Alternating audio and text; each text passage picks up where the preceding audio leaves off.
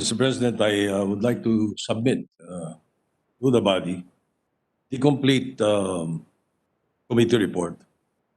It's already been placed on record. It'll take, it took us 4 hours to read, most of us. Of course, it's not surprising because we had 28 hours and 3 minutes of hearings conducted. So I would like to thank you and the senators. I would like to thank all our colleagues for their cooperation into this investigation and inquiry in aid of legislation. The sponsorship speech that I prepared, I will have to admit, is quite lengthy, but I have edited it and confined it to the most important and salient features of the report. So I will have to beg the indulgence of our colleagues because it will take a little longer than usual. But I assure you, the more important and salient points of the report has to be read into the records. Of course, this does not preclude any of our members to, at the proper time, include or add or even delete any portion of the committee report. But as of now, this is how it stands. And let me begin, Mr. President. On July 27, or 27 July 2020, Senate Resolution number 475 was filed, entitled Resolution Calling for the Constitution of the Senate Committee of the Whole to conduct an inquiry in aid of legislation on the alleged rampant corruption, incompetence, and inefficiency of the Philippine Health Insurance Corporation, Philhealth, amidst the COVID-19 pandemic that may lead to the financial collapse of the institution to the prejudice of the Filipino people. Although initially authored by Senators Lacson and this representation, it was later co-authored by most of our colleagues in the Senate.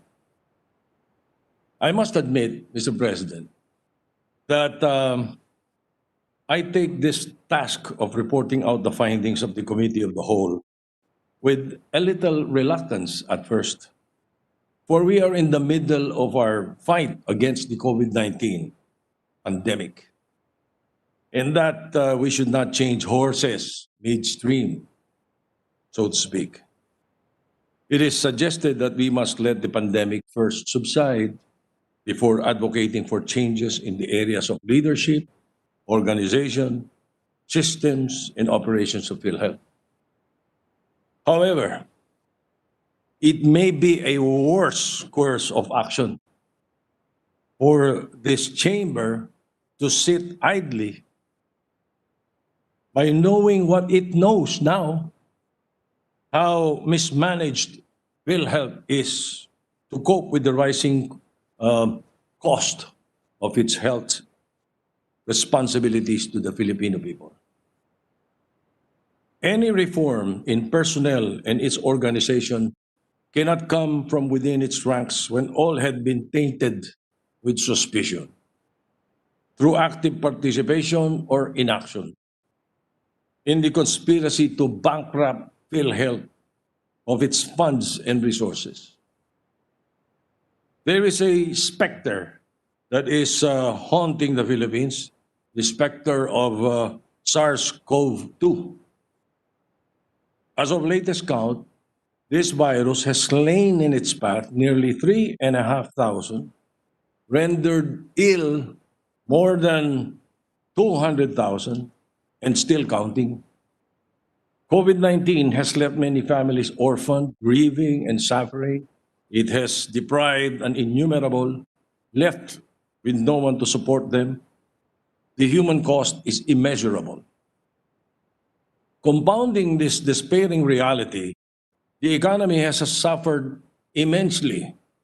A heretofore unimaginable 45.5% adult unemployment at 27.3 million Filipinos, and a whopping 2.2 trillion in estimated economic losses. This virus-borne disease and the resultant suffering is more than enough to make a people fall on its knees in prayer and abject surrender.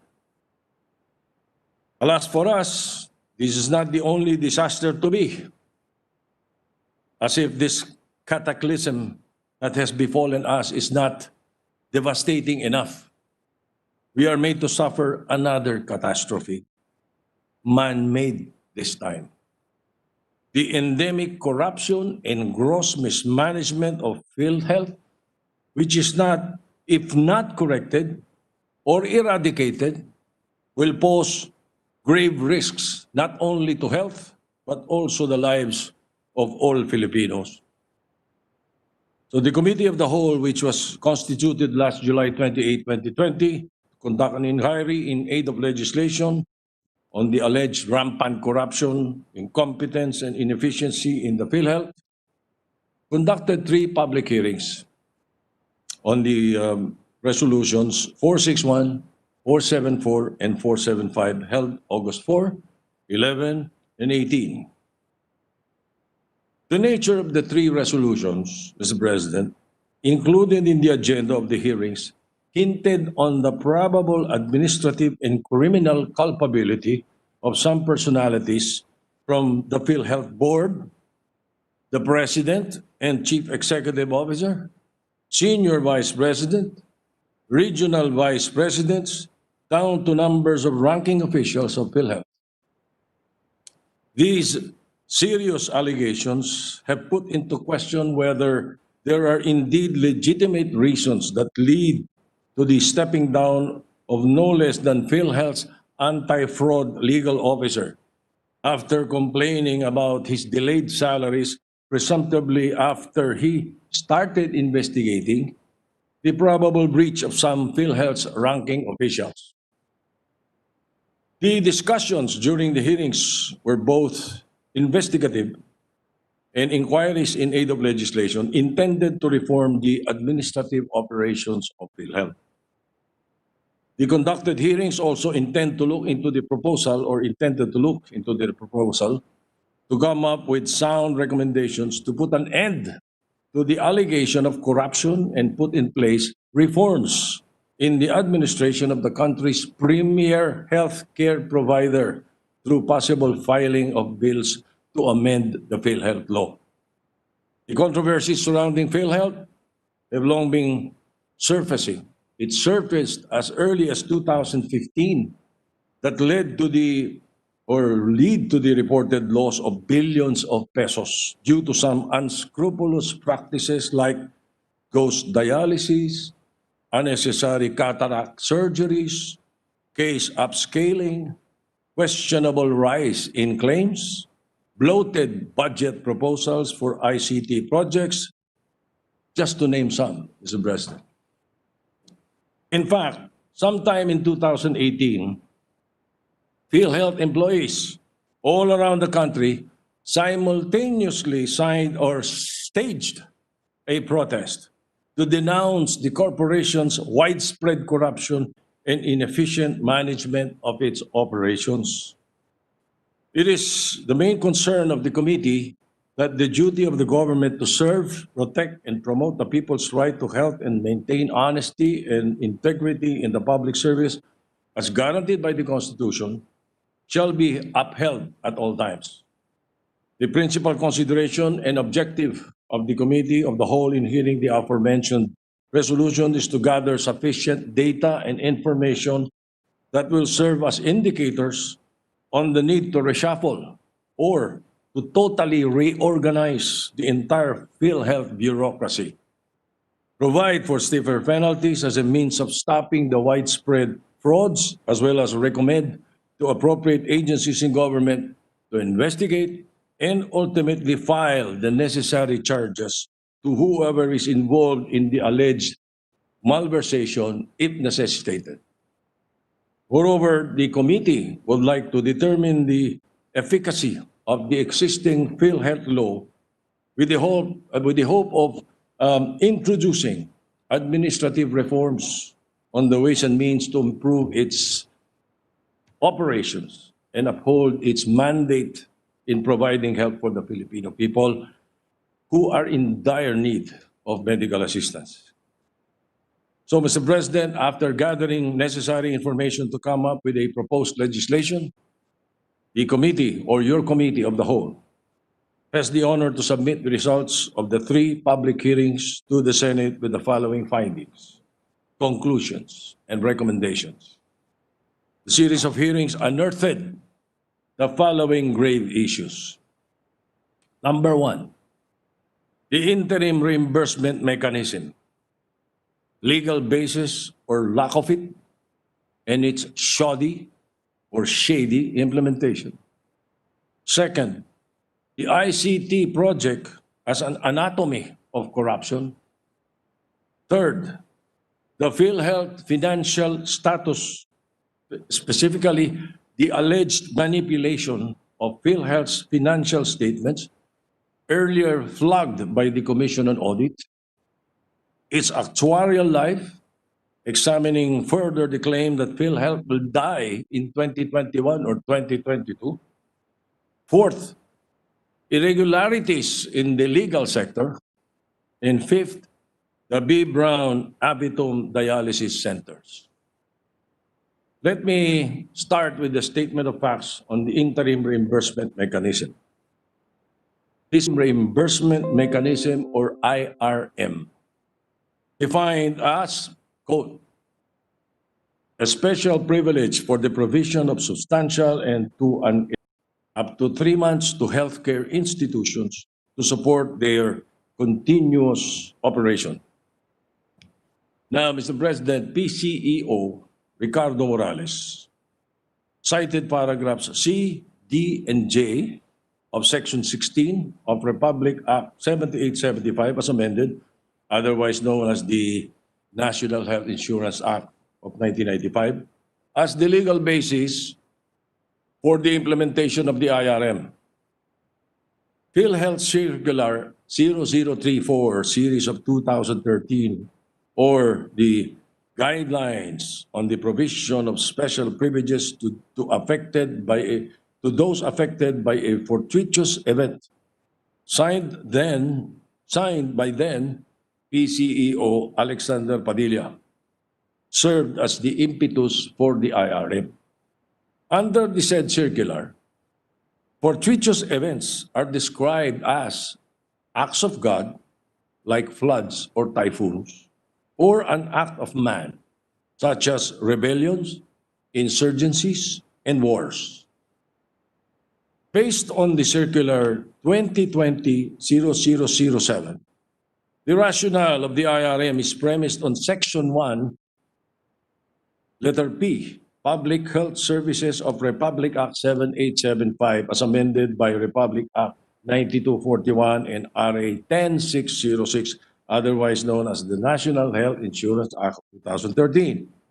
And I quote, the government shall be responsible for providing public health services for all groups such as women, children, indigenous people, displaced communities, and communities in environmentally endangered areas, while the program shall focus on the provision of personal health services. Preventive and promotive public health services are essential for reducing the need and spending for personal health services.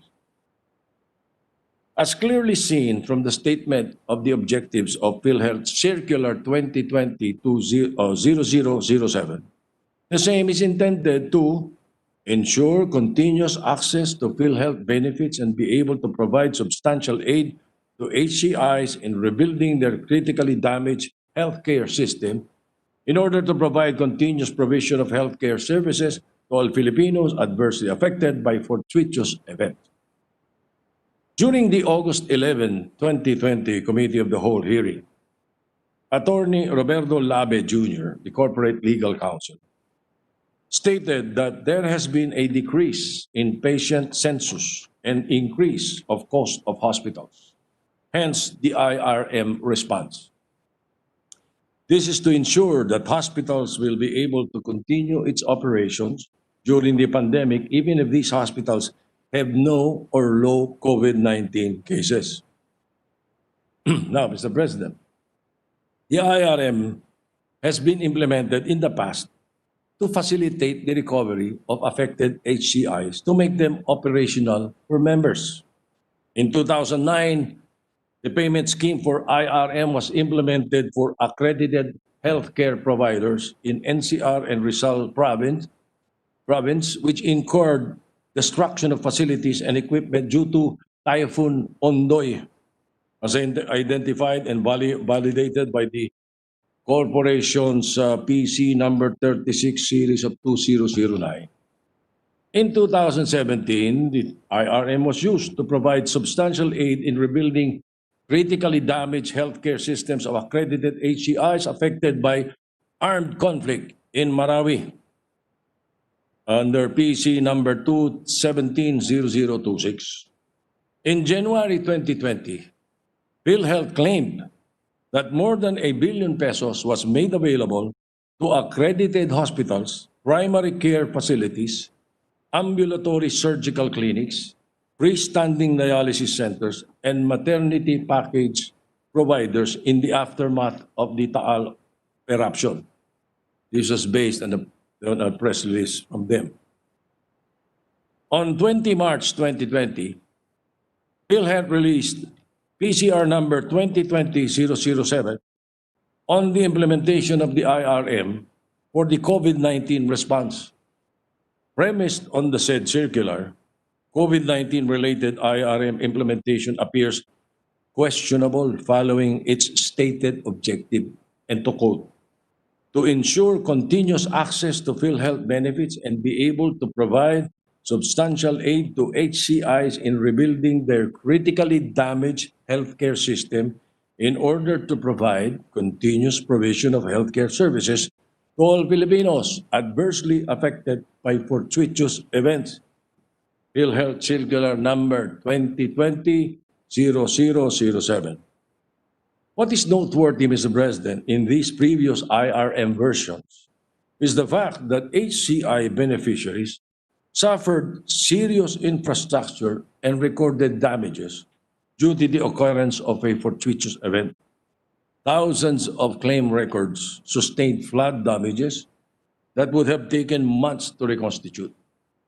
The situation demanded emergency payment arrangements to ensure the unimpeded provision of financial risk protection to members. Moreover, as differentiated from PHC 2020-0007, which authorizes PhilHealth to make advance payment to HCIs, in the three previous IRMs, PhilHealth did not advance any amount to any HCIs, but only ensured accelerated reimbursements of HCIs claim subject to certain conditions. Now, confronted with a copy of an unnumbered PhilHealth Board resolution during the second Senate Committee of the Whole meeting last August 11, 2020, PhilHealth Corporate Secretary, Attorney Jonathan Mangawa, referred to it as PBR or PhilHealth Board Regulation number 2515, which he said was adopted 31 March 2020. Ratifying the interim reimbursement mechanism nationwide due to coronavirus disease, COVID-19. On 22 April 2020, disseminated through the Outlook mail of PhilHealth was the SOP, the Standard Operating Procedures on the releases of IRM. It must be noted that the SOP's effectivity was dated 21 March 2020. Now, it must be underscored that in all of the legal bases cited by PhilHealth officials, the reference for provision of health benefits pertains to regular benefit claims payments of PhilHealth. Paragraph C, D, J of Section 16, and displaced communities and communities in environmentally endangered areas. Paragraph O of Section 1, PhilHealth Circular 2020-0007. And it also mentions substantial aid to HCIs in rebuilding their critically damaged healthcare system adversely affected by a fortuitous event. Substantial aid, ha? Pakinggan mo mamaya kung magkano yung substantial aid. More so, in the prior implementation of IRM, corresponding circulars set the requirement for Philhealth accreditation, sustained critical damage in infrastructure, and identification and validation of the corporation of the magnitude of damage, destruction of the HCIs. These circumstances are lacking or absent in the implementation of the present IRM in response to the pandemic, thus rendering the implementation void from the very beginning. The standard operating procedures, or SOP, on the releases of IRM was only disseminated almost a month after Circular 2020-0007, or on 22 April 2020 through the Outlook mail of Philhealth. Notwithstanding the late dissemination of the document, the effectivity of the SOP was retroactively dated 21 March 2020. Drawing from the late dissemination of the document, it is the committee's submission that the SOP was antedated to support and justify the immediate execution of MOAs or MOAs as early as March 23 and release of IRMs on March 25 to some favored HCIs. There were already 279 hospitals which received IRM funds as early as March 25 to April 22. If indeed the SOP, a requisite document in the implementation of the IRM, was belatedly enacted and signed on 22 April 2020 and made to apply retroactively in 21 March, then we submit that the IRM releases of these 279 hospitals prior to such time, 22 April 2020, were irregularly made as they did not have the SOP on how the same will be released and processed at the time. Another factor that contributes to our assumption of illegality in the enactment and implementation of the interim or the IRM by Philhealth was the belated adoption by the Philhealth Board of PBR 2515 entitled Resolution Ratifying the Interim Reimbursement Mechanism nationwide due to coronavirus disease. This resolution was only adopted by the board on 31 March 2020. Hence, we submit that Philhealth does not have any legal justification when they implemented Circular 2020-0007 as early as 20 March 2020, which for all intents and purposes was considered an ultra vires act of the corporation. On the effectivity of the Philhealth Circular 2020-007, Article 7 of the circular clearly states, this circular shall take effect immediately from its publication in a newspaper of general circulation, and 3 certified true copies had been furnished the Office of National Administrative Registrar, or ONAR, of the UP Law Center. Emphasis is made on the requirement for the certified true copies furnished to ONAR, ONAR, of UP for the circular's effectivity. Ang linaw. Upon the request of the office of Senator Ping Lacson, the UP ONAR, or the UP Law Center, issued a certification that Philhealth Circular 2020-0007 was filed on June 11, 2020.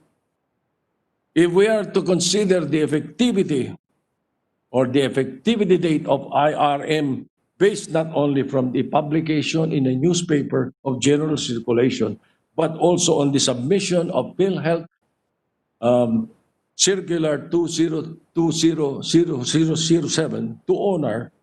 This would mean that the IRM effectivity is deemed valid only on 11 June 2020. Thus, we submit that the total IRM releases amounting to 14 billion 38,393,329 pesos and 14 centavos from March 25, the earliest date of the release, until June 9 was deemed illegal and invalid. Furthermore, Mr. President, SVP for Legal Sector, Attorney Rodolfo Jojo de Rosario, agreed that the IRM fund releases were illegal in the hearings conducted by both the Senate and the House of Representatives. He stated that it would appear that the IRM funds were not released based on the prerequisites set by the circular on publication and furnishing of copies to the ONAR. These submissions are supported by the case of Republic of Philippines versus Philippines Shell Petroleum Corporation, GR number 173918, where the Supreme Court ruled that both the requirements of publication and filing of administrative issuances intended to enforce existing laws are mandatory for the effectivity of said issuances. Failure to observe the proper requirements makes administrative issuances to have no force and effect. Maliwanag. Ngayon, ito na malala, Mr. President. The COVID-19 budget and releases versus the PhilHealth's own estimate of COVID-19 response cost for 2020. As of June 9, 2020, the total IRM releases amount to 14 billion 38 million 393,329 pesos and 14 centavos. Disaggregated as follows. The hospital classification, you will see on the board, level 1, 244 of them, 2.3 billion. Level 2, 185 of them, 4.1 billion. Level 3 hospitals, 92 of them, 7 billion. 7.1 billion. Freestanding dialysis, 48 of them, 226 million. Maternity care package, 4 of them, 4,772,000. Infirmaries, 59, 136 million, 907,000 plus. On another exasperating discovery, PhilHealth made a huge mistake when its planned disbursement for IRM COVID was way higher than its assumptions of how many patients to eventually cover. The IRM allocations far exceeded the estimated cost of COVID-19 hospital admissions, Mr. President. PhilHealth estimated 209,000 COVID-19 cases for 2020. About 20% of the COVID cases develop difficulty breathing and require hospital care, as suggested by WHO.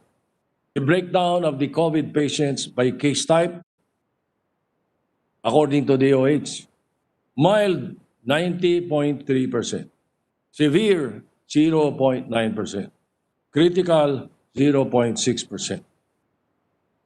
The total estimated cost of COVID in 2020, according to them, is 3.3 billion pesos. Critical, 986,000, severe, 627,000, mild, 1.6 billion. Total 3,301,000 plus plus. Philhealth estimated 3.3 billion for the cost of COVID for the entire 2020.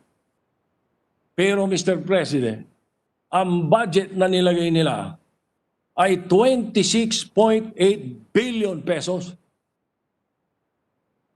as of June 9, 2020.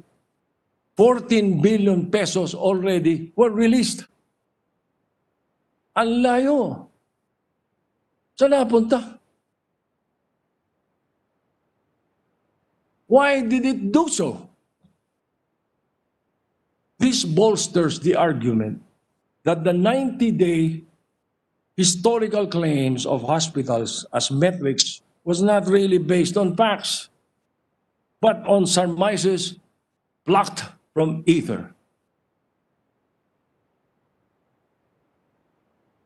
Now, moving on to the questionable IRM fund releases to HCIs, as I mentioned earlier. Invalid and irregular IRM fund. That's as of June 9, 2020, as far as their releases are concerned. There are 339 HCIs which received IRM funds amounting to more than 8.8 million, in addition to several other HCIs that received various amounts under this program. You will see on the board the hospital classification and the number of HCIs and the funds exceeding 8.8 million.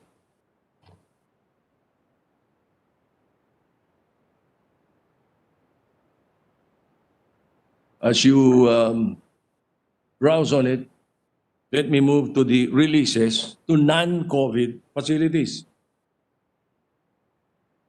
Unlike previous IRM releases to recipient HCIs with sustained damages from fortuitous events, there was no set criteria on which HCI will receive IRM funds. Lack of such qualifiers would mean that the funds were either indiscriminately distributed or that the agency was being generous to the point of being ludicrous. The committee is not adverse to helping these other HCIs. Why not? But they should have been covered by the regular benefit packages of Philhealth and not through this IRM. It has also been established during the hearings, Mr. President, that the implementation of IRM is questionable after PhilHealth extended the coverage of the IRM distribution to HCI beneficiaries which were not included in the objective set forth in the Circular of PhilHealth 2020-0007. Moreover, the statement of PCEO Morales that IRM became COVID specific was made only sometime in May, when the continuous implementation of these or the IRM became untenable for lack of funds. During the August 18, 2020 hearing, Secretary Duque of the Department of Health, who is chairman of the board of PhilHealth, averred that IRM is not specific only to COVID cases because it is based on the provisions of the National Health Insurance Act and the Universal Healthcare Act that gives PhilHealth the flexibility to implement financing mechanisms. Sabi niya, this is contrary to the purpose stated in the Raise of Funds from Bayanihan to Heal as One Act, which is specific to COVID-19 cases. If that was so, relying on the very same act as basis for PhilHealth memo circulars would have made that gargantuan amount of money disappear faster than the blink of an eye. Non-hospitals became beneficiaries likewise of PhilHealth's largest. Such may have been Philhealth and Secretary Duque's intent, but as we already concluded, the IRM was at the onset an ultra vires act, or illegal even, Mr. President. To reiterate, from the record of PhilHealth IRM releases as of June 9, 2020, the total sum of 226,380,912 pesos and 20 centavos was released to 48 freestanding dialysis nationwide, 136,907,964 for 59 infirmaries, and 4,772,163 was released or were released to 4 maternity care package providers. An official submission of the updated data on IRM releases, I believe, Mr. President, should be provided by PhilHealth to validate the said figures. Now, on freestanding dialysis, the committee took particular concern to B. Brown Avitum Dialysis Center. And Mr. President, in a span of 7 days, 7 days, PhilHealth released almost 15.4 million and 4.2 million to 2 B. Brown Avitum Dialysis Center branches in Tondo, Manila. Also, its 2 branches located in the 2nd District of Quezon City, which received the amount of 8.95 million and 5.3 million respectively. Note should also be made that the date when the MOAs of these branches of B. Brown Avitum Philippines were filed on the same dates, April 15 for the 2 branches in Tondo and April 22 for the 2 branches in Quezon City. And the IRMs were released on the same dates, April 23 for 2 branches in Tondo and May 4 for the 2 branches in Quezon City. Ang bilis, ano? Pahirapan yung ibang ospital. Pahirapan yung mga nangangailangan. Buwan ang iniintay. Ito ang bilis. 7 days. Sabay-sabay pa. Now,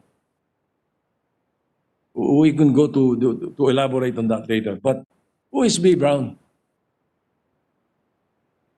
B. Brown Avitum Philippines Incorporated, formerly registered as Philippine Renal Care Incorporated, is a PhilHealth accredited freestanding dialysis clinic that has 25 branches in Luzon.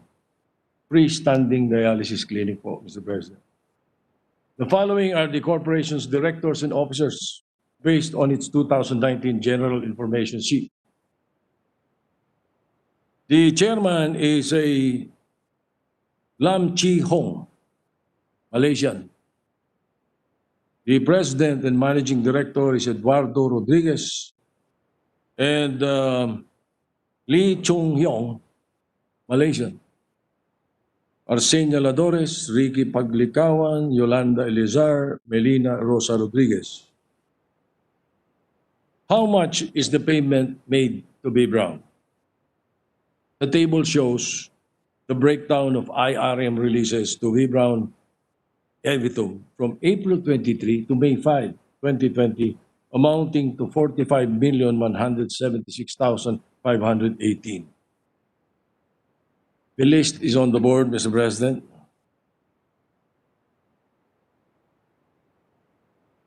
While you are checking on it, allow me to take a sip of water.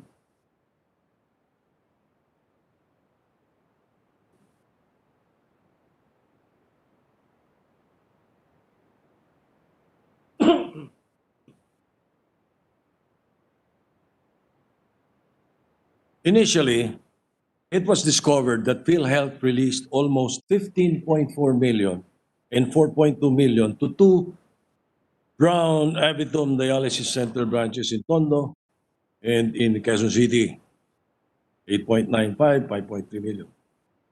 Noteworthy are the facts that the date when the MOAs where these branches were filed on the same dates, as I mentioned earlier, were on the same dates. Now, the photos that the office of Senator Lacson have taken from the B. Brown Aviton Philippines Incorporated in Delpan Street, Tondo, on August 10, 2020, just a few days ago, showed that the center has no isolation area and only caters to outpatient services. Is the 45 million paid to B. Brown accurate and reflective of the services rendered to the Philhealth members? That is the big question, Mr. President. Based on documents and testimonies provided during the committee's investigation, the same has not been established.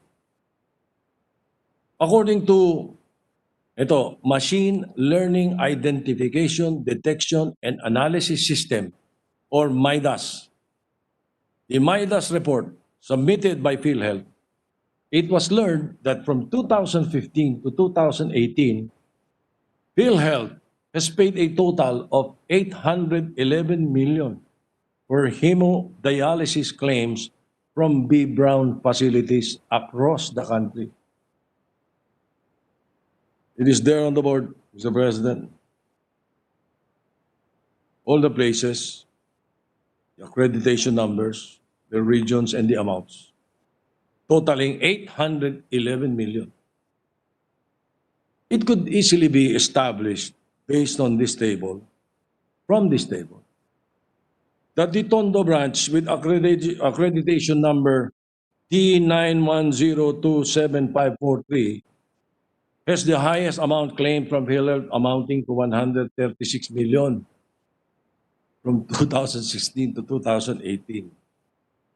The regression analysis presented by MIDAS shows that the branches of Tugigaraw and Tondo appear to have outlier behavior, which means that they deviate from the expected amount of claims given the hemodialysis machine capacity.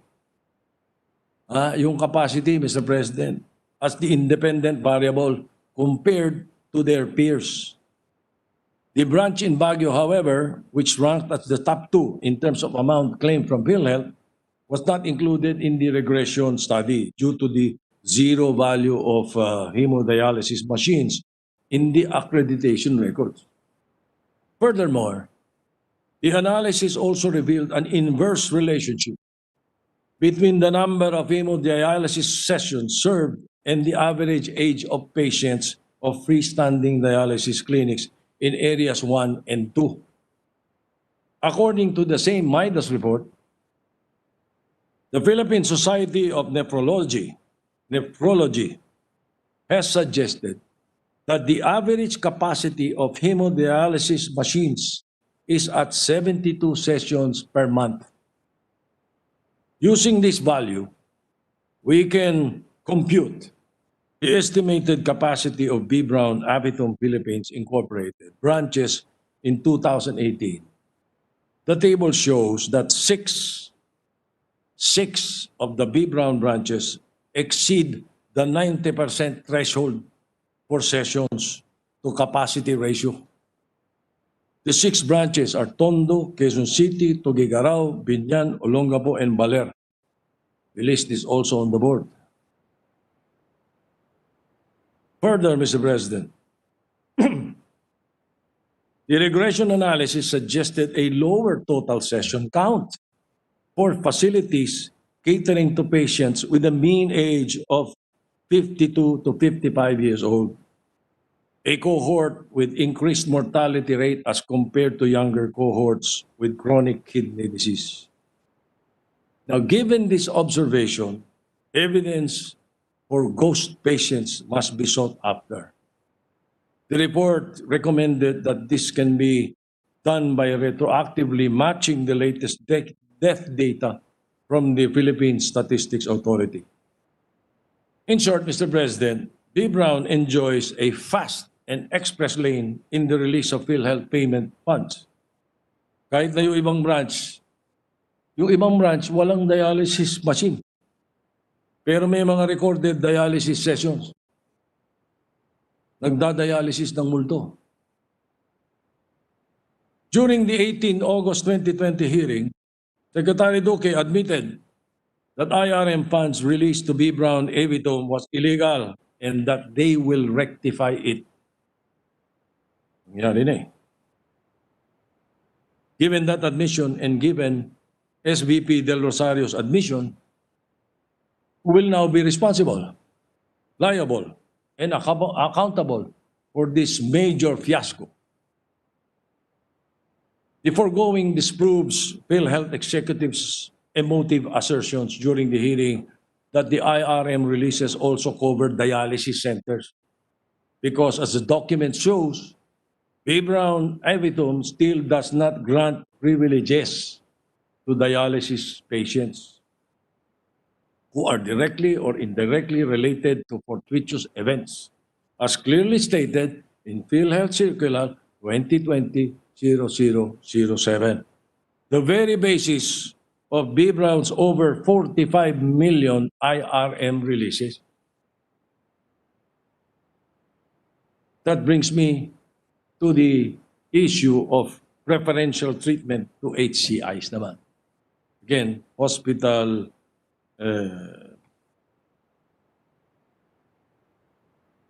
the healthcare institutions.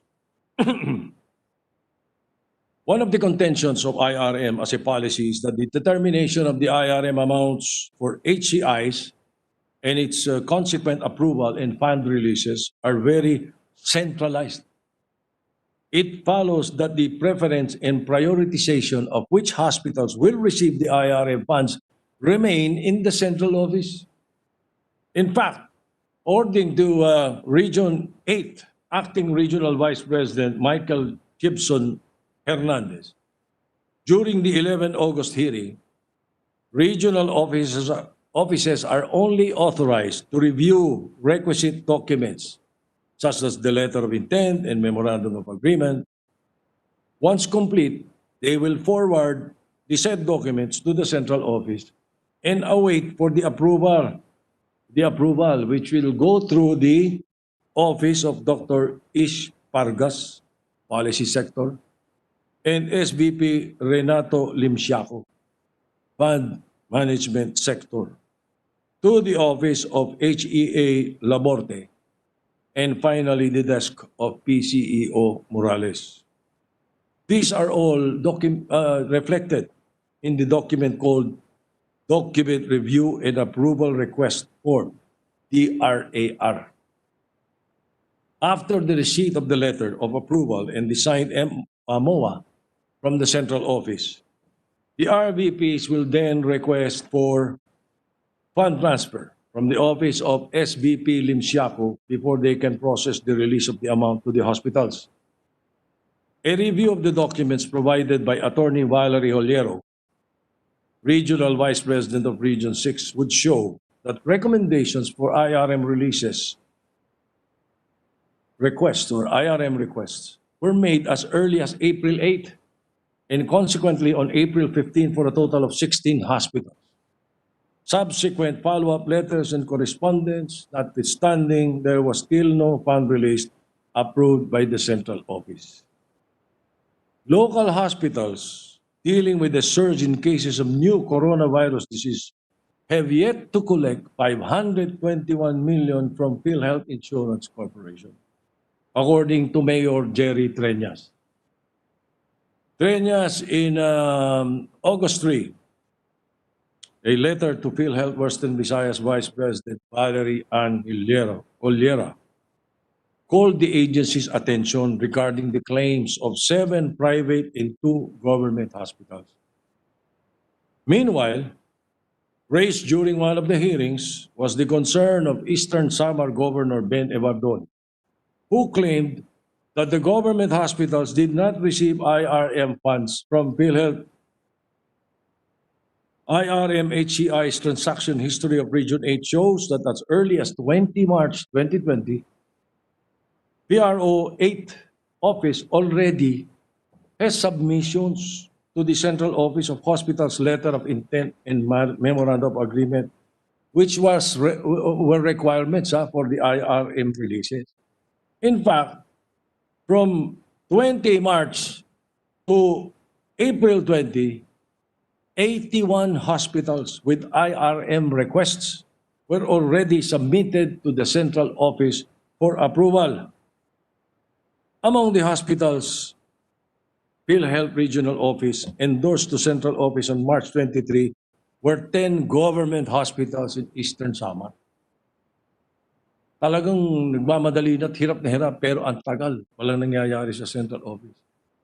The Central Office subsequently approved the endorsement on April 27, but has not acted upon it since then. Hence, these government hospitals have yet to receive any IRM releases as of date. Now, during the 11 August hearing also, some members of the committee, some senators also raised the case of Hospital ng Maynila or OSMA, which did not receive its IRM fund amounting to 19,382,108. During the interpellation, PCEO Morales insisted that PhilHealth already released 19.3 million to OSMA on June 23. The assertions of Morales contradicted the letter of OSMA.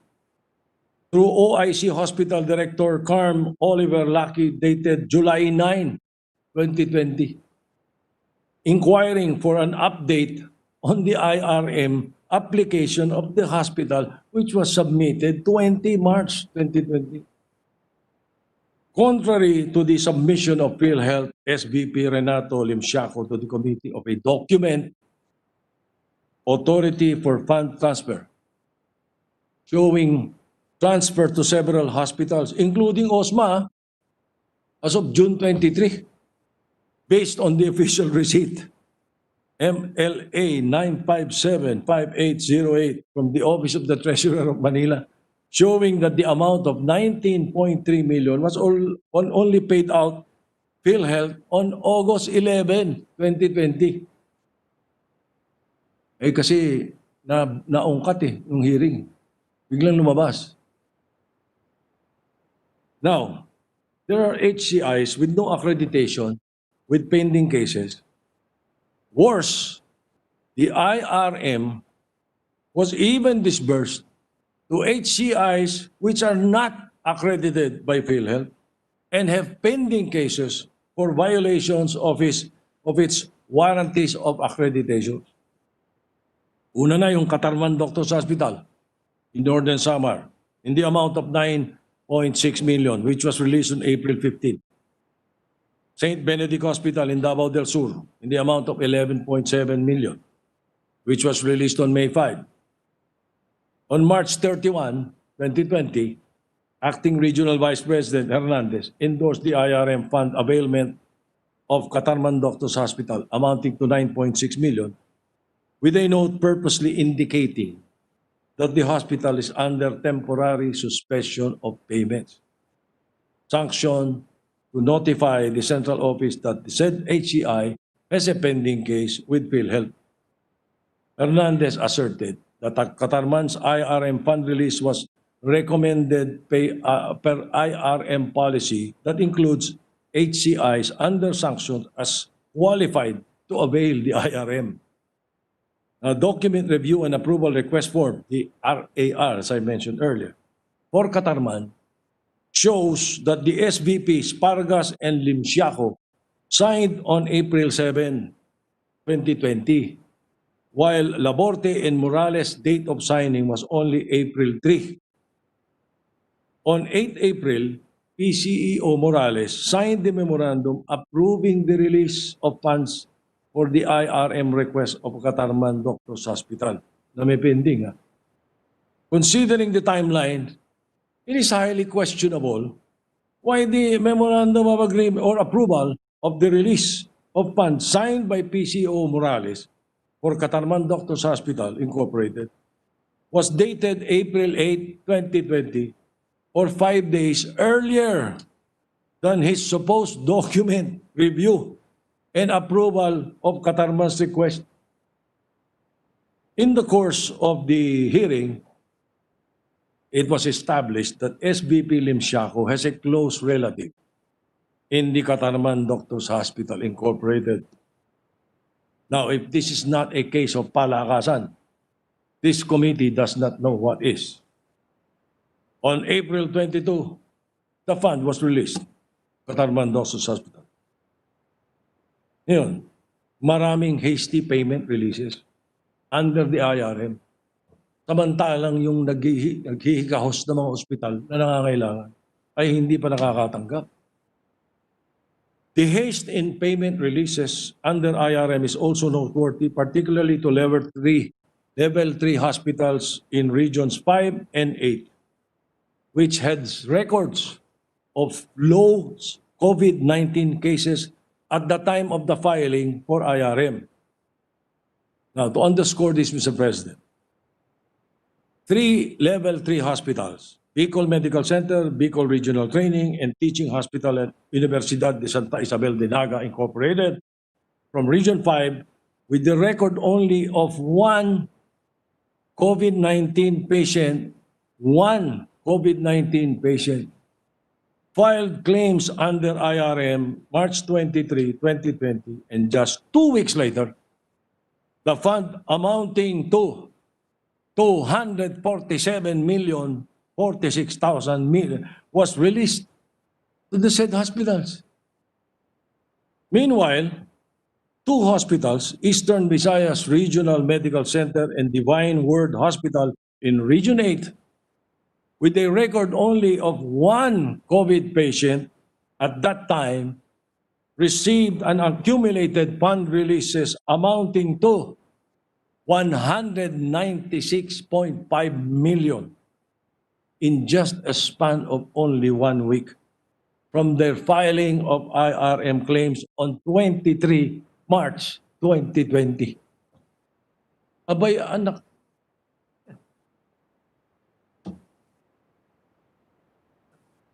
Also based on the record of PRO 8, 4 private hospitals in Eastern Samar received IRM releases amounting to the sum of 21,504,564. Immaculate Conception Clinic and Hospital received its IRM funds on April 24, while Domingo Casano Hospital's IRM fund amounting to 12.5 million, the highest in Eastern Samar, was released on May 5. Ito pa, Mr. President, there is non-liquidation of the IRM releases. Malala ito. This is one for the books of the Commission on Audit. We go now to the funds liquidation. On June 24, 2020, President and CEO Morales signed a memorandum on the deferment of IRM liquidation activities. He ordered the deferment of fund liquidation in effect for the claims of HCIs originally granted with IRM form or from its supposed reckoning date of 16 March 2020 to a later date.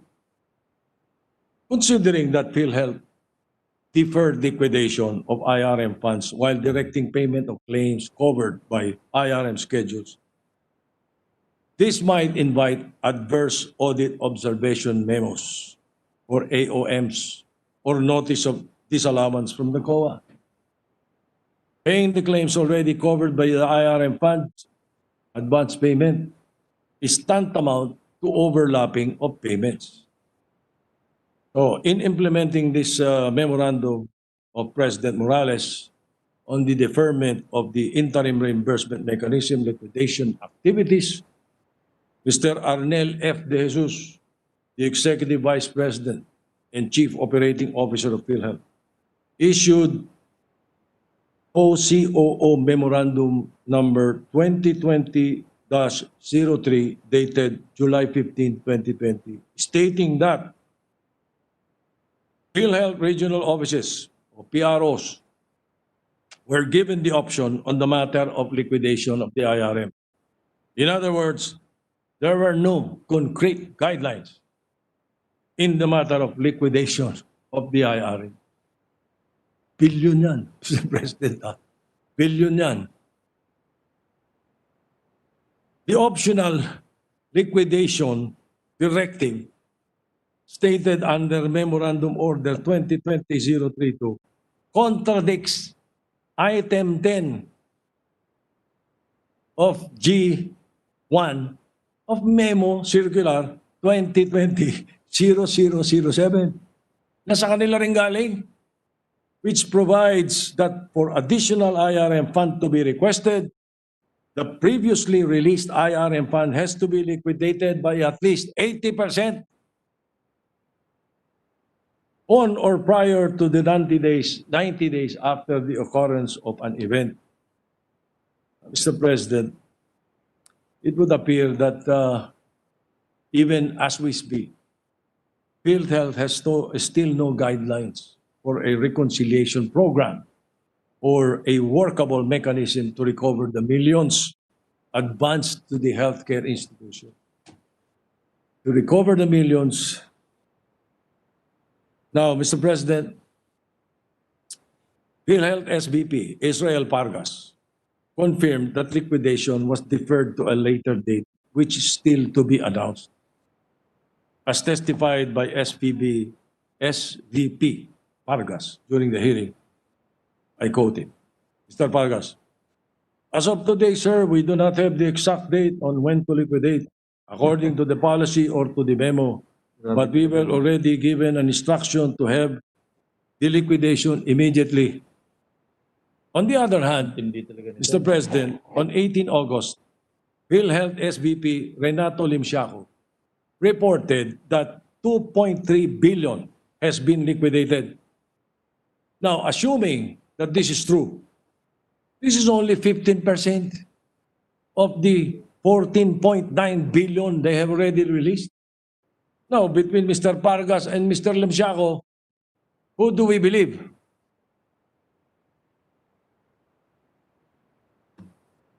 Mr. President, let me just move on. I do not want to answer that question, my question. Withholding taxes from the IRM fund. Philhealth is considered a withholding tax agent, Mr. President, on income tax payments and for withholding taxes and business taxes, value-added tax, and other percentage tax by the BIR.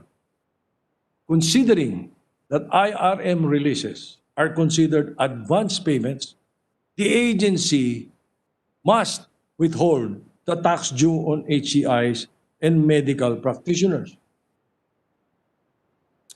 SVP Limsiaco, during the 11 August hearing, responded adversely, stating that, ito sabi niya, relative to withholding tax and withhold natin ay private. Sa government, hindi tayo nagwi-withhold. Total, 14.97 billion, lahat kalahati are subject to withholding tax. Senator Lacson said, sa private, naka-withhold kayo? Limsiaco said, sa private lang po. SVP Limsiaco further said that they already withheld taxes amounting to 156 million and remitted the same to BIR on August 3. However, it appeared that the said amount was not automatically charged against IRM funds released to HCIs. He also insisted that they did not know that they could deduct this tax before the release of funds because IRM is in the form of advance payments. Hence, the BIR payments made were charged against the corporate operating budget or COB to be recouped during the liquidation of HCIs. As, and I quote from the hearings, SVP Limsiaco said, di namin alam na mag-withhold kami sa umpisa. Hindi daw alam ni SB Limsiaco na mag-withhold kahit na may August 7, 2020 memorandum na from Cherry Divina, ASM of Controllership Department. He was requesting for the review of a corporate memorandum subject which holding of 2% expanded withholding tax, EWT, in issuance of BIR 2307. Inapprove pa ito ni SVP Lim Siaku and SVP Santiago noong August 10 and was emailed to the concerned officials on the same date. Pero during the August 11 hearing, hindi daw niya alam. Por Diyos, porsyento. Porsanto, Mr. President. Considering the taxes due to the IRM releases was paid to BIR by the central office and not the regional offices, it would be a form of document tampering, if not outright falsification of public documents. If the regional offices will be ordered to release BIR Form 2307 to the HCIs within their area of responsibility, considering that the taxes due to the IRMs released to the HCIs have not in fact been withheld and collected by Philhealth. The fact that Philhealth withheld taxes for COVID-19 IRM releases in August 3 appeared to be an afterthought following the Senate resolution dated July 26, which raised the issue of withholding taxes as one of the matters to be discussed. In fact, Lim Siaku mentioned that taxes for IRM releases in prior years were withheld, not prior, but during the liquidation of hospitals. We will deal with that during the period of recommendations later, Mr. President. Let me now move to the information technology issue. The reliability and efficiency of a credible information technology system has been proven to simplify processes and to increase transparency in transactions. Example of which is the computerization of the GSIS, the BIR, and other government agencies who, which aims to benefit from IT for more efficient, accurate, and effective delivery of public service. In Philhealth, however, it seems that the procurement and completion of their IT system has been the cause of so many corruption issues. This is either they do not want a transparent system or the corruption issues in Philhealth is already deeply rooted. Hence, the findings of the Committee of the Whole upon its investigations are as follows, and these are the statement of facts. In a letter addressed to President Rodrigo Duterte through Secretary Harry Roque on May 15, 2020, a Philhealth board member, Alejandro Cabading, narrated his personal knowledge on the incidents of corruption in Philhealth, allegedly manipulated by the corporation's Information and Technology Department. It started with the original 2.1 billion proposal for the IT department, which was rejected by the board for failure to provide specific details. Subsequently, the proposed budget was lowered to 1.9 billion, since according to IT, there were typographical errors in its previous submission. 200 million typo. On March 13, 2020, the board was constrained to approve the 328 million IT supplemental budget. Otherwise, they were told that the, quote, the entire Philhealth system will collapse.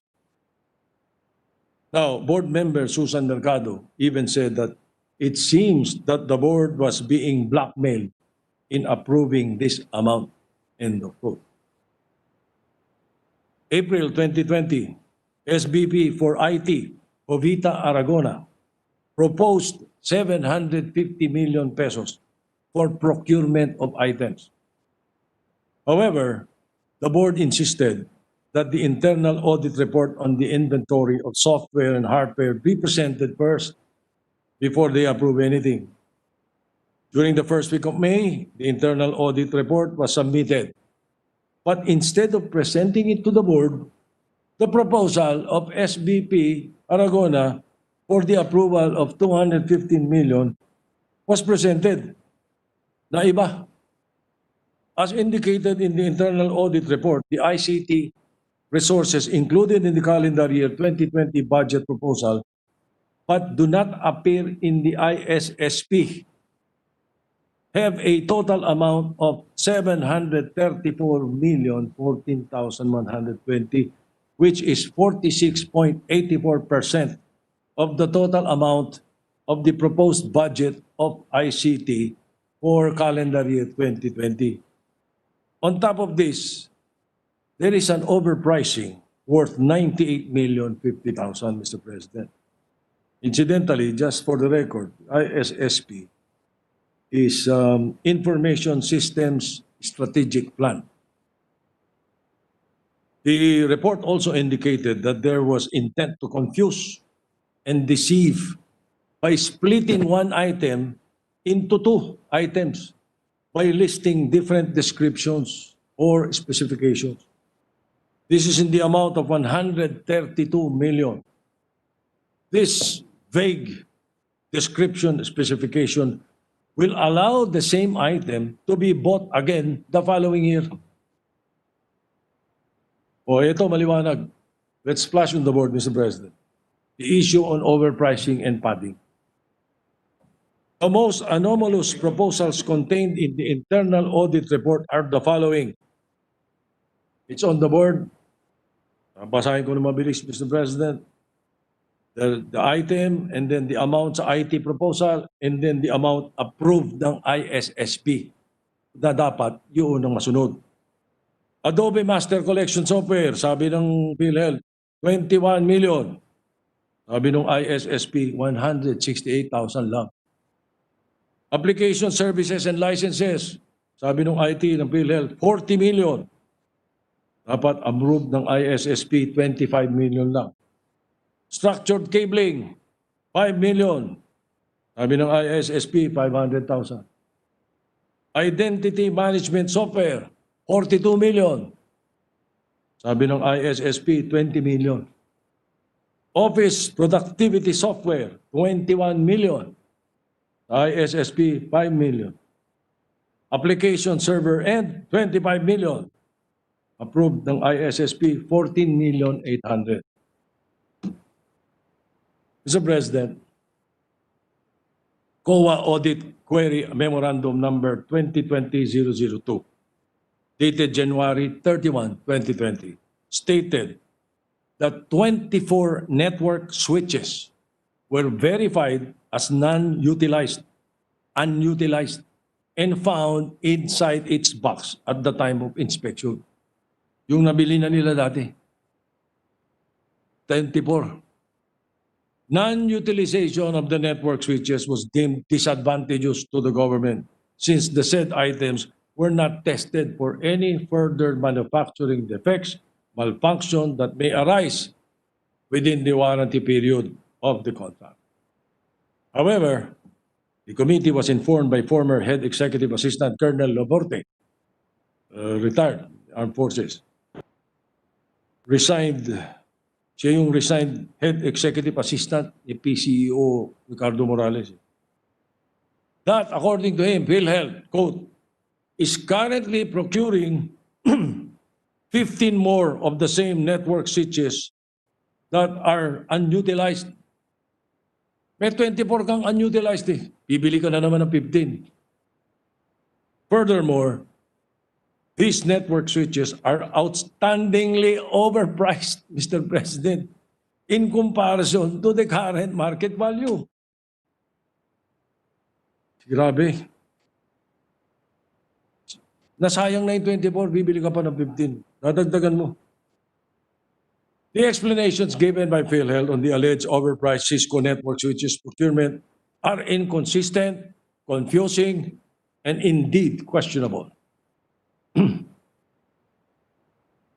Colonel Laborte, on the other hand, is convincing because being an IT and Cisco expert himself, he confidently stated that what the PhilHealth awarded was Cisco 9200 since the 2960XR model was already obsolete and no longer available in the market.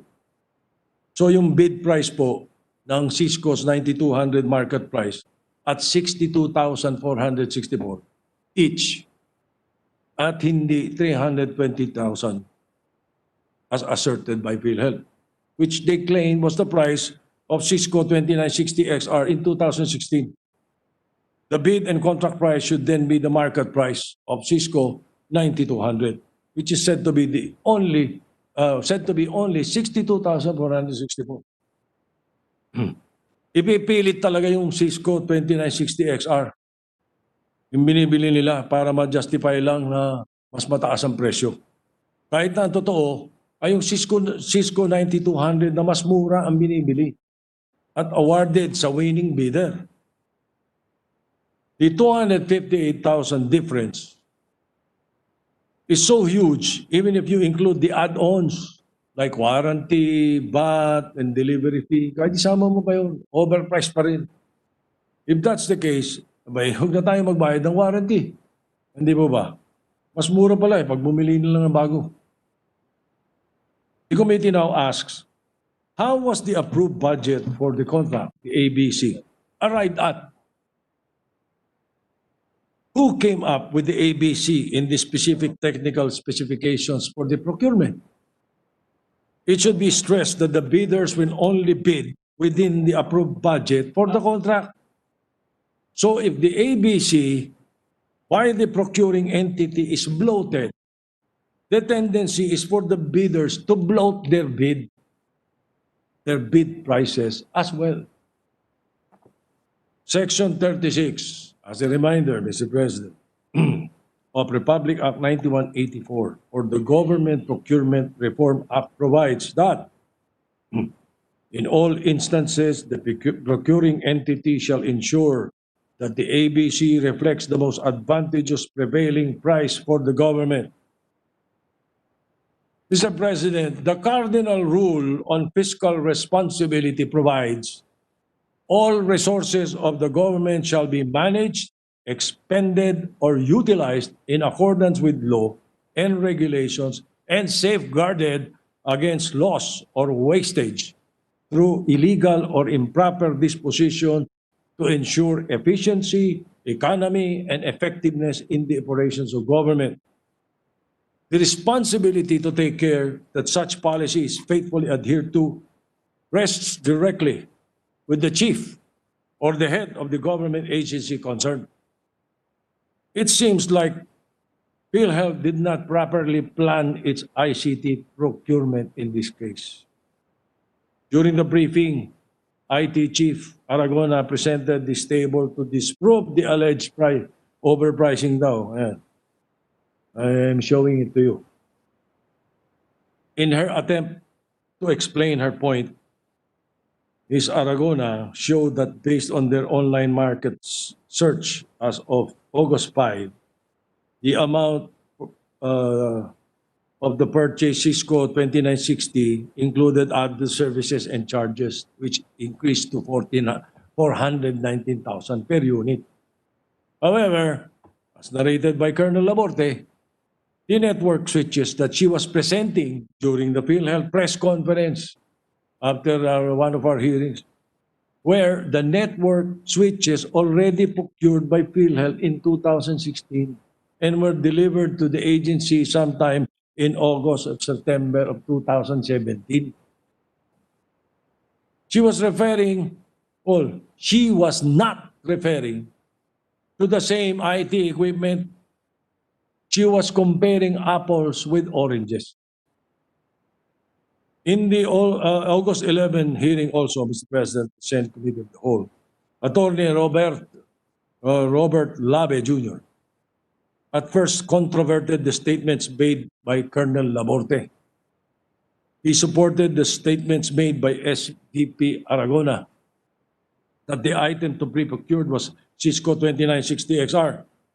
However, after comparing notes and speaking with former Head Executive Assistant Colonel Laborte, Attorney Labe himself discovered that the documents submitted to him were different from what were previously submitted to Colonel Laborte.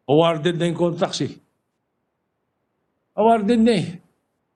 Inabort nyo lang eh, dahil nabuko eh. Also, Colonel Laborte disclosed that since he came to PhilHealth, he noticed that IT projects from 2018 to 2019 were almost awarded to a single calculated bidder. Ano niya? Meaning nun, Mr. President, there's only one bidder participates in the bidding and is awarded the contract. And its bid price is always close to the approved budget for the contract. By its nature and characteristics, a competitive public bidding aims to protect public interest, Mr. President, by giving the public the best possible advantages through open competition. Clearly, PhilHealth failed to uphold the best interest of the public and acted in a manner that is disadvantageous to the government.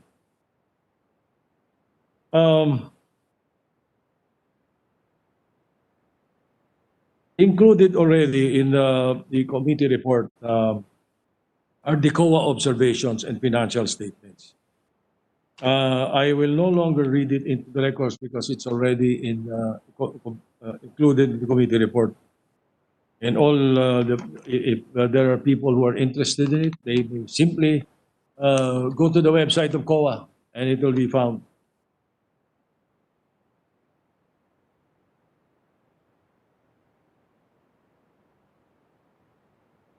Also, I need not dwell into the actuarial life of PhilHealth because during the August 4 hearing, to everyone's collective disquietude, Acting Senior Vice President and Concurrent Vice President Data Protection Officer Nerissa Santiago admitted that PhilHealth will no longer have a reserve fund by 2022.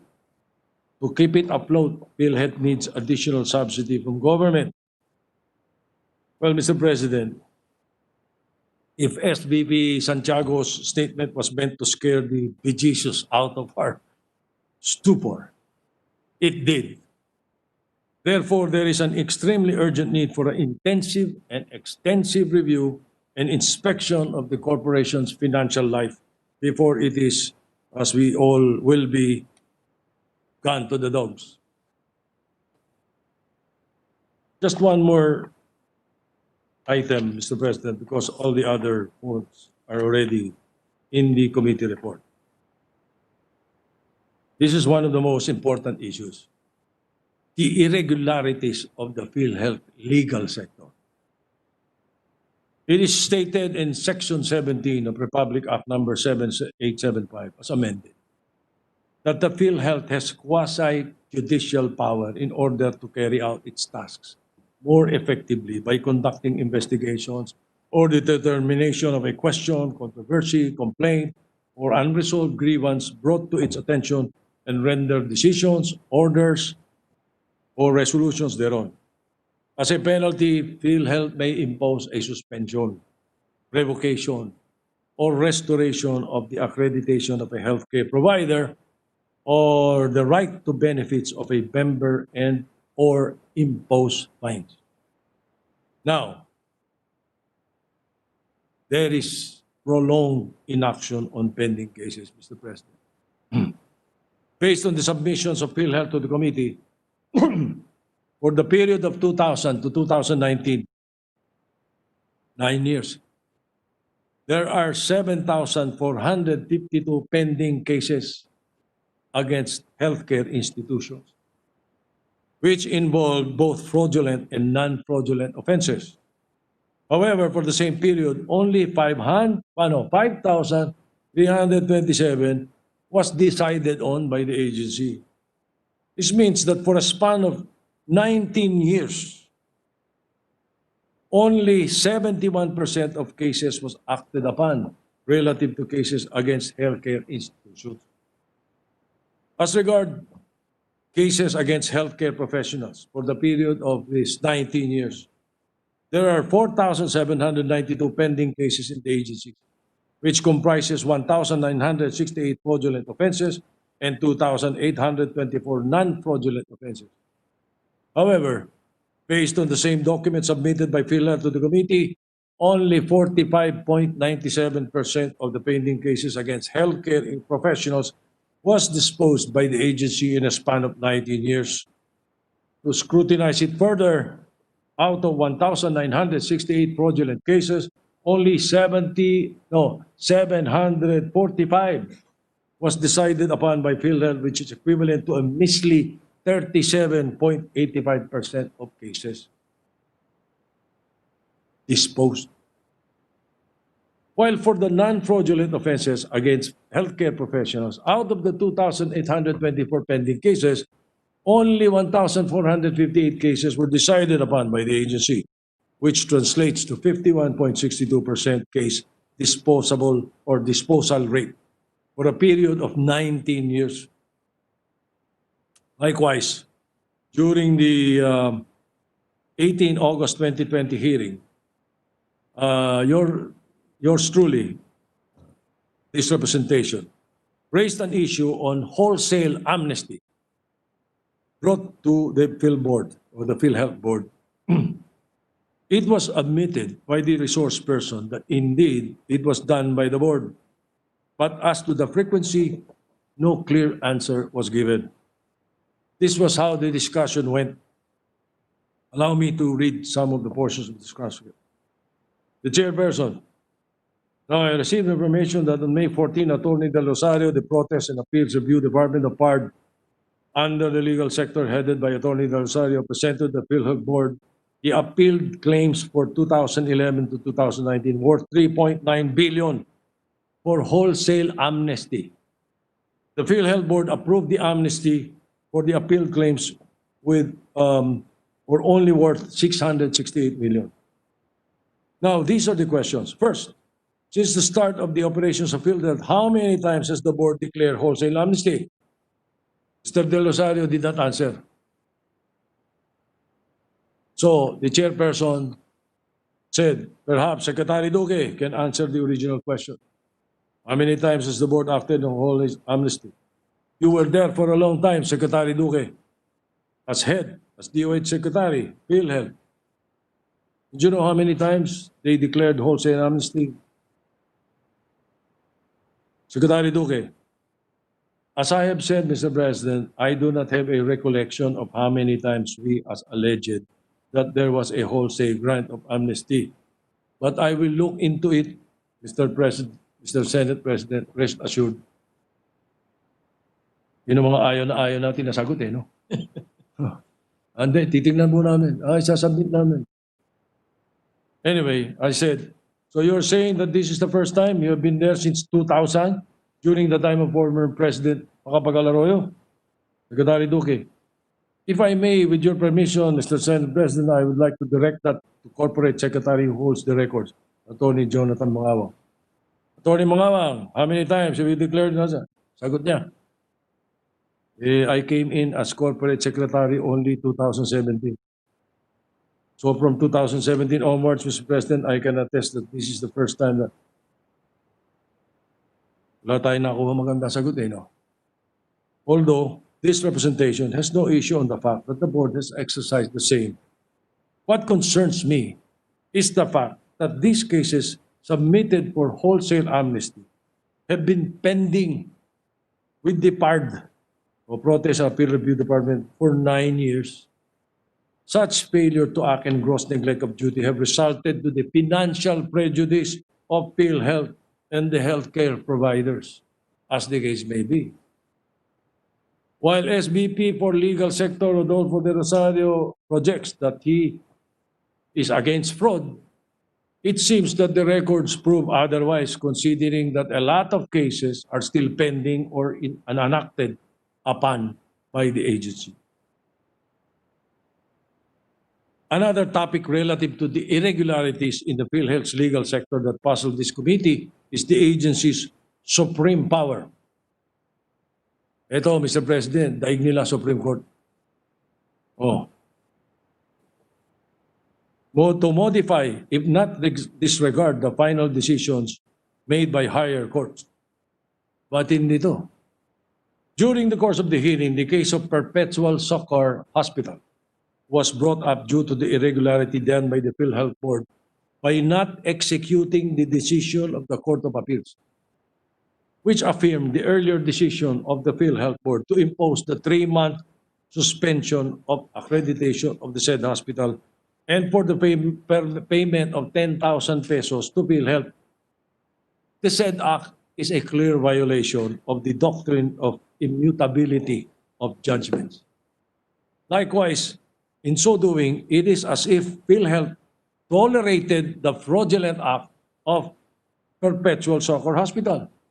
And ultimately, such action of Philhealth further caused losses from the coffers of the agency by reason of the releases the Philhealth made to the hospital during its supposed suspension. O suspended dapat eh. Had Philhealth implemented the board's earlier decision, which was affirmed by the Court of Appeals, then okay sana. But it was revealed by SBP Del Rosario during the hearing that the basis of the board is changing the penalty to payment of fine amounting to 100,000 instead of the 3-month suspension and a fine of 10,000 is a board resolution allowing the conversion of decision affirmed by higher courts. Ayun, maliwanag, nandun po sa record yung sinagot niya. Sabi niya, anyways, to answer your question regarding the perpetual sugar, it was a decision by the Philhealth Board of Directors based on a policy that was decided even before I was appointed. Inuturo niya yung board. Talaga naman meron. Merong board resolution to that effect. Since the action of the board in converting decisions of higher courts was anchored on and backed by an earlier board resolution, the Perpetual Soccer Hospital case is not the first case whose decision was converted by the board, as narrated by Corporate Secretary Jonathan Mangawang on 11 August hearing of the committee. Siya mismo nagsabi nun, I quote, PhilHealth Board decision of perpetual case is not actually the first decision of the PhilHealth Board where it modified a decision of the Court of Appeals. Supreme Court. Mr. President. Although the PhilHealth Board has quasi-judicial powers, its powers are only exercisable in matters that are within its jurisdiction, particularly when the cases are still pending the agency's decision. And it does not extend when a higher court has already acquired jurisdiction over these cases. It is already well settled, as stated in the 2004 case of NHA versus Court of Appeals, that a decision that has acquired finality becomes immutable and unalterable, and may no longer be modified in any respect, even if the modification is meant to correct erroneous conclusions of fact and law, and whether it may be made by the court that rendered it or the highest court of the land. Mr. President, another issue related to the irregularities in the legal sector of PhilHealth is the diluted cases against erring PhilHealth officials. In an incident involving some employees of the PhilHealth Regional Office Region 2, were involved in an advertently depositing 9.7 million in Balanga Rural Bank, which is supposedly due to B. Brown Avitum Philippines and be deposited to its bank account, Pushbank. During the August 11 hearing, it was established that this blunder by the subject employees of PRO2 was solely be blamed on human error.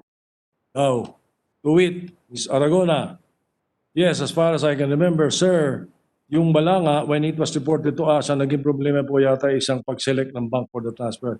So I think there was an incident report on that. Yung doon sa mismong natin na region. So I had to get the details. Pero yung po natatandaan ko na. So there were something na nagkaroon ng error sila doon sa pag-select. Senator Lacson, anong klaseng error? Man-made itong error na to? Hindi pwede siyang machine ang mag-error dito kasi very strict kayo sa mga online transactions. Ms. Aragona, opo. Senator Lacson, hindi pwedeng mag-crossover ng regions kasi ina-apply nga yun. However, Mr. President, despite the substantial amount involved in the infraction of the employees or the employees involved, only a simple neglect of duty was filed. and meted out against them. In a similar vein, as pointed out in the committee hearings in the case of Pamela Del Rosario, which involved fraudulent claims amounting to 1.17 million with the indispensable participation of the Philhealth employees. Based on the investigation report, Regional Special Investigation Team of Philhealth dated May 6, submitted to then Regional Vice President Dr. Leo Douglas Cardona Jr. He recommended cases to be filed against the erring employees were dapat syndicated estafa, falsification of documents, usurpation of authority or official functions, violation of the Philhealth law, serious dishonesty, gross neglect of duty, grave misconduct, among others. Yet, what was filed against the employees involved were just simple misconduct. When the Philhealth resource persons were asked regarding this, none of them denied the report. Another case in point to prove the dilution of cases by Philhealth officials is the very case of Attorney Del Rosario himself, SVP for Legal Sector.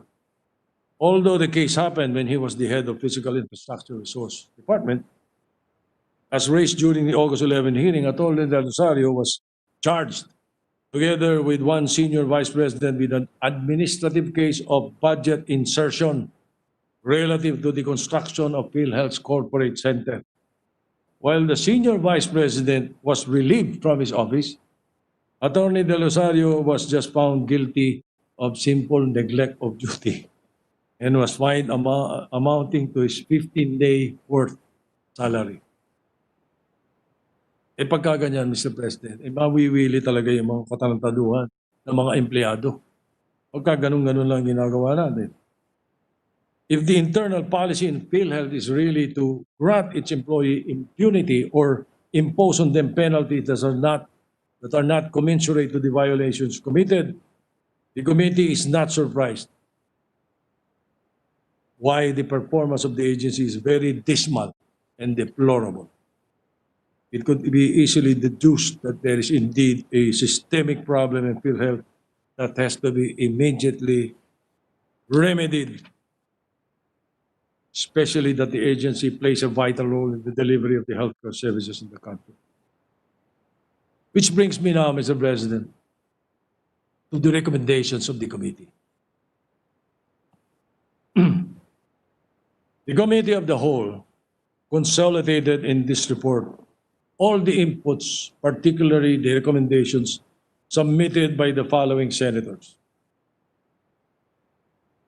Senator Pampilo Lacson, Senator Juan Miguel Zubiri, Senator Franklin Drilon, Senator Sani Angara, Senator Pia Cayetano, Senator Aquilino Coco Pimentel III, Senator Grace Poe, Senator Francis Tolentino, and Senator Cynthia Villar. Considering all the findings of the Committee of the Whole that this representation just presented, we therefore recommend the filing of criminal charges against the following. Number one, Attorney Rodolfo De Rosario Jr., Senior Vice President for Legal Sector, and all other PhilHealth officials and employees as may be determined by the Department of Justice, who connived with and participated in the consummation of the punishment illegal act, particularly for their failure to act upon and or neglect of duty to cause the prosecution of cases before them. Article 208 of the Revised Penal Code, prosecution of offenses, negligence, and tolerance. Violation of Republic Act 3019 or the Anti-Graft and Corrupt Practices Act. Number two, Ms. Jovita Aragona, Senior Vice President for Information Management Sector. Mr. Calixto Gabuya, Jr., Acting Senior Manager, Information Technology and Management Department, and all other PhilHealth officials and employees who connived with and participated in the consummation of the punishment/illegal act, particularly for their act of overpricing IT supply and the concealment alteration of documents pertaining thereto. Article 171 of the Revised Penal Code, falsification by public officer, employee, or notary, or ecclesiastic minister. Article 213 of the Revised Penal Code, frauds against the public treasury and similar offenses. Article 226 of the Revised Penal Code, removal, concealment, or destruction of documents. Violation of Republic Act 2019, 3019, or the Anti-Graft and Corrupt Practices Act, in violation of Article 2 of Republic Act 9184 or the Government Procurement Reform Act.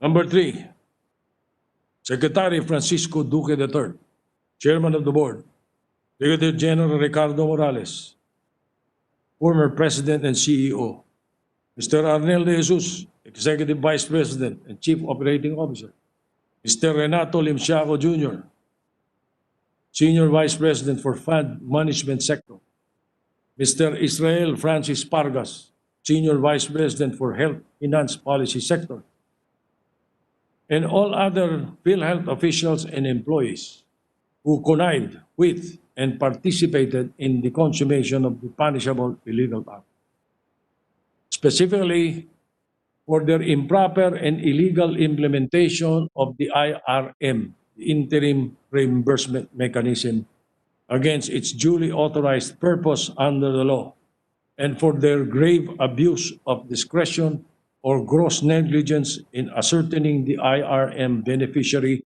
without valid criteria for distribution. Article 217 of the Revised Penal Code, malversation of public funds or property. Article 220 of the Revised Penal Code, illegal use of public funds or property. Violations of Republic Act 3019 or the Anti-Graft and Corrupt Practices Act. Number 4, Mr. President, Secretary Francisco Duque III, Chairman of the Board, Brigadier General Ricardo Morales, former President and CEO, Mr. Arnel de Jesus, Executive Vice President and Chief Operating Officer, Mr. Renato Limsiaco Jr., Senior Vice President for Fund Management Sector, Mr. Israel Francis Pargas, Senior Vice President for Health Finance Policy Sector, and all other Philhealth employees and officials who connived with and participated in the consummation of the punishable illegal act, specifically for their failure to withhold tax liabilities of healthcare institutions to which they released IRM funds, and for their act of charging the corporate operating budget for failure to withhold the taxes in the advancement of funds through the IRM. Article 217 of the Revised Penal Code, malversation of public funds or property. Violation of the National Internal Revenue Code. Violation of Republic Act 1051. Violation of Republic Act 3019 or the Anti-Graft and Corrupt Practices Act. Mr. President, in addition to the criminal charges that the committee recommends to the Department of Justice and the Ombudsman, we also recommend to the DOJ and the Ombudsman to file against Philhealth officials, employees, administrative cases. This committee likewise recommends them to file administrative case against Brigadier General Morales and SVP Dennis Mas, Management Service Sector, for not implementing the board resolutions on courtesy resignations, which is clearly a neglect of duty and insubordination. File administrative case against General Morales, Executive Vice President and COO Arnel de Jesus, and Mr. Arnel de Jesus, Executive Vice President and Chief Operating Officer, for violating COA rules on the period of liquidation in issuing Memorandum Circular 2020-032. File administrative case against Attorney Rodolfo De Rosario, SVP for Legal Sector, and all other officers and employees of the Protest and Appeal Review Department of Philhealth for failure to act in gross neglect of duties relative to the cases pending in their department. Ensure that the administrative and criminal cases are timely filed against responsible individuals, healthcare institutions, and corporations. Filing charges against responsible individuals, healthcare institutions, and corporations will prove PhilHealth's and the government's commitment to ensure that government funds are not mismanaged and that corruption is not tolerated. Further, cases and subsequent convictions will serve as a deterrence for others with corrupt intentions. Given the observation of the B. Brown Avitum Philippines Incorporated, evidence for ghost patients must be sought after. The report recommended that this can be done by retroactively matching the latest death data from the Philippine Statistics Authority. And also recommended to PhilHealth. Here are some of the committee's recommendations. Immediately require from the healthcare institutions which received IRM funds to liquidate the utilized IRM funds and return the unutilized amount. Impose a definite deadline, therefore, and strictly implement the same. For PhilHealth, to immediately pay the claims of private hospitals, prioritizing those which are COVID-19 referral hospitals and those with high cases of COVID-19 admissions. Increase the involvement of the COA in PhilHealth in every stage of operations of PhilHealth. As revealed in the hearings, the Commission on Audit is having a hard time in auditing PhilHealth due to the difficulty of obtaining documents from PhilHealth. Central Office, lalo na. So COA should be allowed to pursue its mandate to conduct the necessary audits even at the regional level without any hindrance from PhilHealth to ensure that government funds are properly managed and spent. Outsource the IT services of PhilHealth.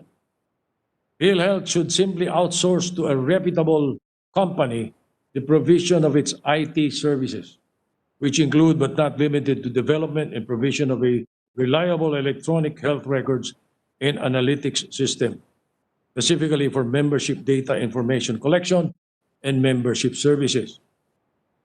For PhilHealth, to contract out the processing of its benefits claim to avoid backlogs and massive reimbursement delays.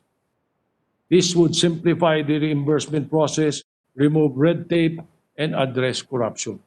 The Senior Vice President, Legal Sector must have at least 5 years of legal practice or have held a public office requiring admission to the practice of law as an indispensable requisite. Also, for the high-ranking officials of the PhilHealth Insurance Corporation or the Philippine Insurance Corporation, starting from the Chief Executive Officer to the Regional Vice Presidents, to file their courtesy resignation in compliance with the board resolution in relation thereto, and to be able to give the President of the Philippines a free hand to appoint new officials for the people to regain its trust on PhilHealth. For PhilHealth to implement a regular reassignment of its regional vice presidents to a different region every 3 years. No regional vice president should be reassigned to the same region more than twice in his or her entire tenure in PhilHealth. For PhilHealth to strengthen its enforcement and legal division in the various regional offices to help expedite and ensure the success in prosecuting cases, whether pending in PhilHealth or those filed in regular courts or quasi-judicial bodies. As for the Department of Budget and Management, Mr. President, the committee is calling for the DBM through its procurement service to execute the necessary procurement in Philhealth's stead on the latter's information technology needs, whether hardware or software. Another recommendation of the committee that will provide additional layer of protection to ensure Philhealth will be financially sound and solvent and that transaction fall within acceptable parameters is for the Insurance Commission to be involved in scrutinizing the operations of Philhealth. For the GOCC, for the Governance Commission for GOCCs, I should say, as the governing body for government corporations, the committee urges it to actively and decisively perform its mandate as a central advisory, monitoring, and oversight body of Philhealth. In particular, it should identify the necessary skills and qualifications required for appointive directors to the Philhealth and consider the suitability and qualifications of the candidates before submitting its recommendations to the President. The fit and proper rule should be strictly applied. The directors must be chosen based on their integrity, experience, education, training, and competence, among others.